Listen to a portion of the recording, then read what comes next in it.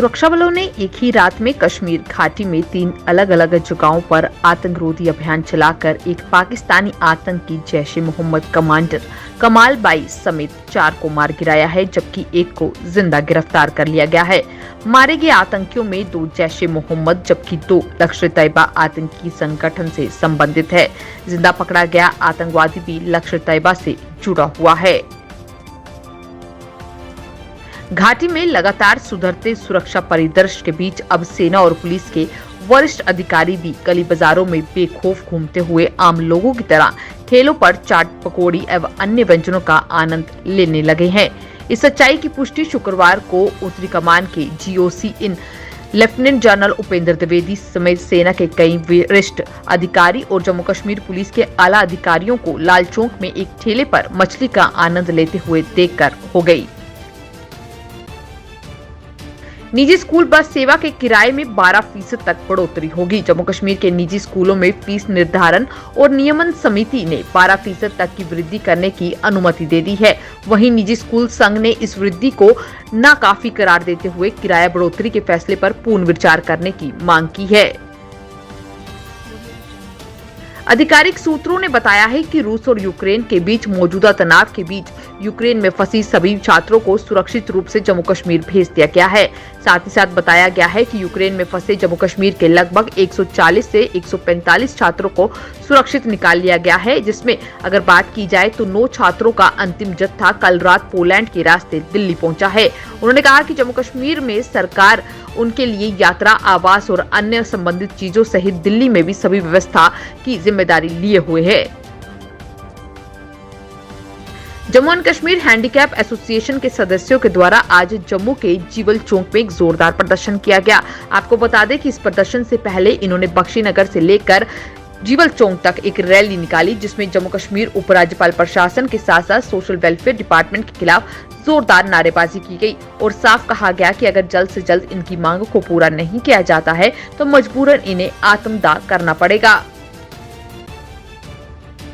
सफाई कर्मचारी एकता यूनियन के द्वारा आज जम्मू में एक प्रेस वार्ता की गई और इस प्रेस वार्ता के दौरान इनका कहना था कि जिस तरीके से अगर बात करें तो पहले जब इलेक्शंस होते थे तो इसमें अन्य लोग भी जो है हिस्सेदारी करते हुए नजर आते थे। अब ये साफ हो गया है कि सिर्फ सफाई कर्मचारी ही इलेक्शंस में भागीदारी लेंगे और अब एक नई यूनियन का गठन कर दिया गया है, जिसके बाद इन्होंने ये साफ किया है कि जल्द से जल्द जम्मू म्युनिसिपल कॉर्पोरेशन को इनकी सभी मांगों को पूरा करना पड़ेगा, जिसमें रेगुलाइजेशन की मांग है, जिसमें पिछले पड़े वेंडिंग वेजेस की मांग को पूरा करना होगा। अगर ऐसा नहीं किया जाता है तो मजबूरन इन्हें हड़ताल पर जाना पड़ेगा।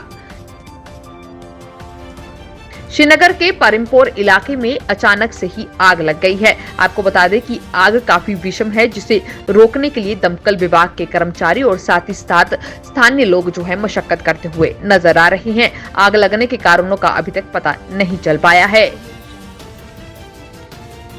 डेवलपमेंट कार्यों को जारी रखते हुए एक बार फिर वार्ड नंबर 48 के कॉर्पोरेटर श्यामलाल बसन के द्वारा आपको बता दें कि गोरखा नगर में गली मोहल्ले के अंदर नालियों के काम की शुरुआत करा दी गई है। इस मौके पर अगर बात की जाए तो श्यामलाल बसन का कहना था कि पिछले कई दिनों से जद्दोजहद की जा रही है कि इलाके के सभी रुके हुए कार्यों को शुरू किया जाए ताकि लोगों को राहत प्रदान हो सके।